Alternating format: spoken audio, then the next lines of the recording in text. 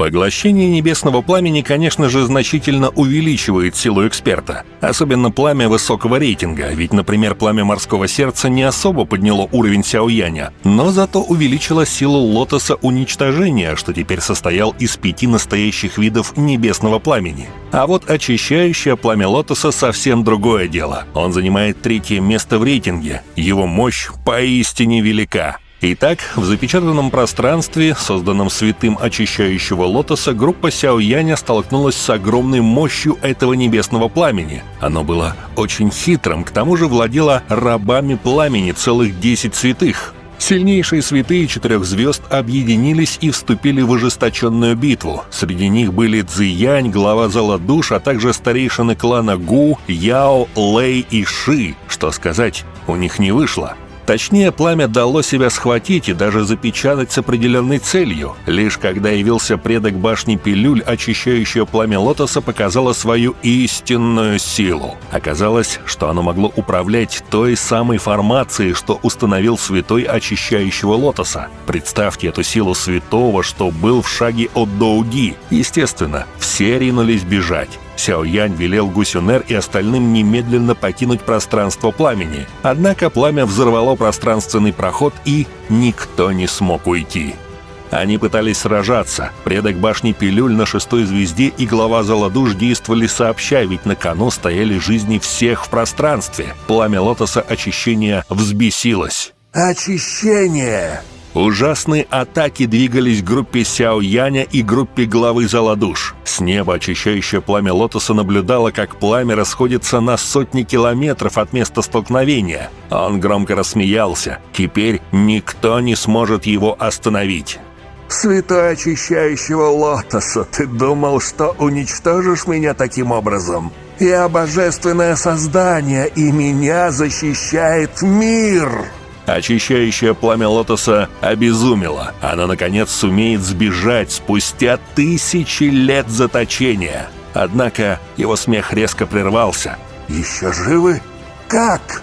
Светло-кремовое пламя в небе побледнело, увидев небольшой барьер света. Сяоянь стоял в самом его центре. Основатель башни эликсиров, эксперты Зала Душ и остальные не получили никаких повреждений или серьезных ран. Барьер света смог заблокировать атаку святого 6 звезд. Что-то странное произошло с Сяоянем. Пока остальные были в замешательстве, Гусюнер повернулась в сторону Сяояня, который как будто потерял сознание. Однако из его тела исходил тусклый свет, и приобрел он очертания иллюзорной формы, напоминая само пламя. Это не очищающее пламя лотоса. Это святое очищающего лотоса.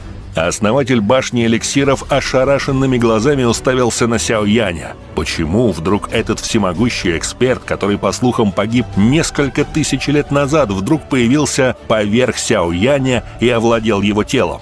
Сяоянь, глаза которого были закрыты, вдруг задрожал. В следующий миг он открыл глаза, но его зрачки поменяли свой цвет на светло-кремовый. Он осмотрел всех присутствующих людей. На кого бы он ни смотрел, все испытывали ощущение поклониться ему. Святой очищающего лотоса был известен тем, что наиболее близко приблизился к уровню Бога. Кто бы подумал, что он вновь проявит себя и вселится в Сяояня. Конечно, это было связано с древней картой, что нашел Сяоянь и собрал все ее фрагменты. Она связывала Сяояня со святым очищающего лотоса. Раз он вмешался и спас всех, значит, его цель связана с очищающим пламенем лотоса.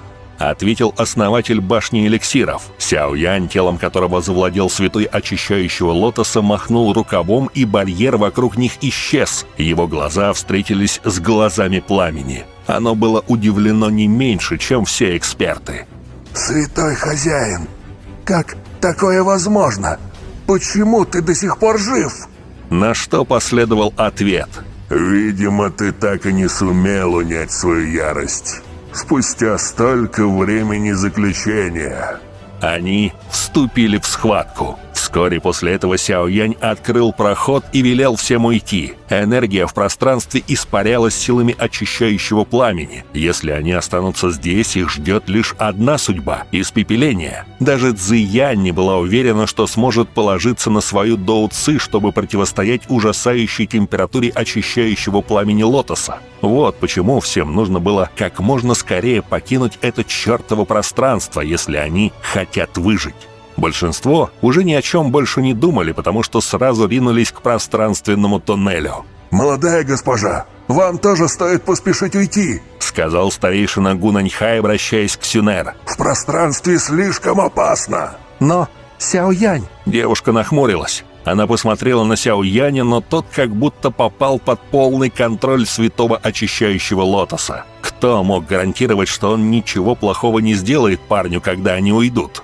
Гусюнер очень волновалась за Сяо Яня, но старейшина схватил Гусюнер за руку, а затем ринулся в сторону пространственного туннеля. Яо Лао еще раз бросил взгляд на Сяо Яня, который все так же стоял посреди пламени, но в итоге, стиснув зубы, ринулся бежать. Непонятное чувство вспыхнуло в сердце Гусюнер. Она чувствовала, что Сяо Янь просто нуждается в ней. Она прикусила губу, а затем, вырвав руку из схватки Гунаньхая, коснувшись ладонью старейшины, толкнула его в сторону пространственного туннеля. Подобная реакция ошеломила старика, и он не сумел вовремя отреагировать. Он попал в туннель и исчез. Как только исчез Яо Лао, пространственный туннель пропал. В мире пламени остались только Сяо Янь под контролем святого очищения, Гусюнер и само пламя.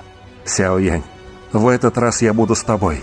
Лишь святой очищающего лотоса имел власть над этим пламенем, как его бывший хозяин. Он нашел его эссенции пламени, взрастил, но оно обрело интеллект и стало жестоким. «Я единственный ответственен за то, каким ненавистным ты стал. Поэтому позволь мне все и закончить. Я удалю интеллект и память, которые оставил тебе. В будущем ты станешь таким же чистым, как когда я встретил тебя впервые». Он разделил чистый оригинальный лотос очищения от его разума, памяти и интеллекта. В итоге над огненным лотосом сверху появилась кровавая фигура человека, тот, которого видел Сяо Янь и все остальные, прибыв сюда. Кровавая фигура пыталась спуститься и силой вернуться обратно в тело лотоса. Однако святой не предоставил ему такой возможности. Он просто сжал ладонь, а барьер резко сузился. «Мастер, прошу, отпусти меня! Я точно изменюсь в будущем!»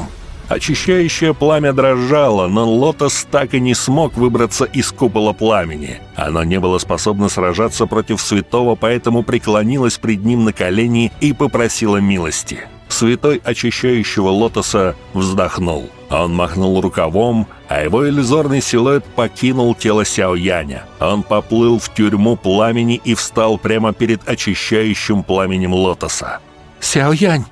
Сюнер тут же подлетела и поймала Сяо Яня, когда святой покинул его тело. Сяо Янь не терял сознание. Его душа подавилась святым очищающего демонического лотоса, поэтому он все видел и сразу же спросил, почему она не ушла. Гусюнер обрадовалась, убедившись, что с Сяо Янем все в порядке. Они изумленно смотрели на развитие событий снаружи. Очищающее пламя лотоса слишком злое. «Мы исчезнем из этого мира навсегда. Вместе». После завершающего слова два массива пламени вдруг обрушились друг на друга. Но они лишь превратились в особо концентрированный свет и устремились в сторону купола пламени. Сяо Янь схватил Сюнер за талию и раскрыл свои крылья, как только ощутил невероятное намерение разрушения. Он стремительно понесся назад. По пространству понеслась буря, посреди моря магмы образовалась черная пространственная трещина толщиной в несколько сотен метров. Когда они остановились, то увидели перед собой пустую область, очищающее пламя лотоса и святой очищающего лотоса полностью исчезли. Казалось, что тот взрыв просто их расщепил. «Где же эссенция демонического пламени?» – прошептал Сяо Янь, осматриваясь по сторонам. Могло ли так получиться, что очищающее пламя лотоса оказалось уничтожено в процессе взрыва? А если так, то не означало ли, что он лишь зря потратил время на то, чтобы завладеть этим пламенем? «Проклятье! Разочарованно выругался Сяо Янь. Он собирал фрагменты карт больше десятилетия, чтобы заполучить это небесное пламя. Результат окажется таким? Сяо Янь, гляди.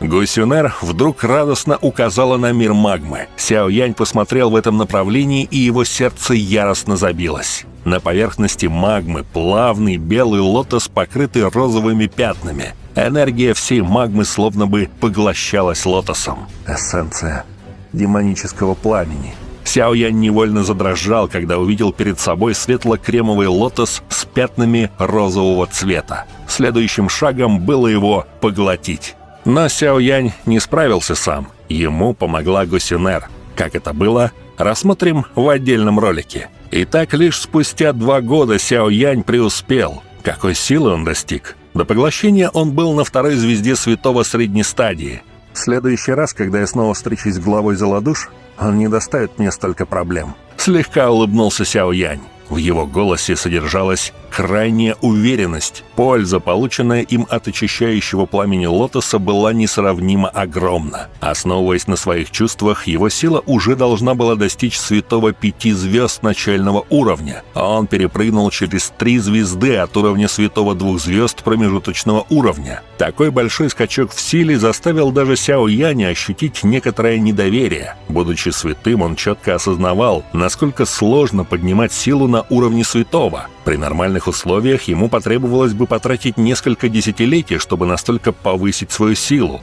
На этот раз он использовал очищающее пламя лотоса для укрепления своей силы. Во всем мире единственный духовный объект, который обладал невероятной способностью воспарить силе святого на 3 звезды, вероятно, был именно этим небесным пламенем 3-го ранга. Это было поистине легендарное событие. Именно став святым 5 звезд, он продолжил приключения. Например, встреча с главой Небесных Фениксов и 2-я битва с Северным Королем Драконов. Вот почему этот скачок сил был так важен.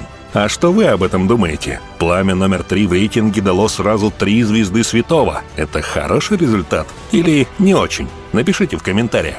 Большое спасибо за просмотр. Подписывайтесь на канал, ставьте лайк и всем пока.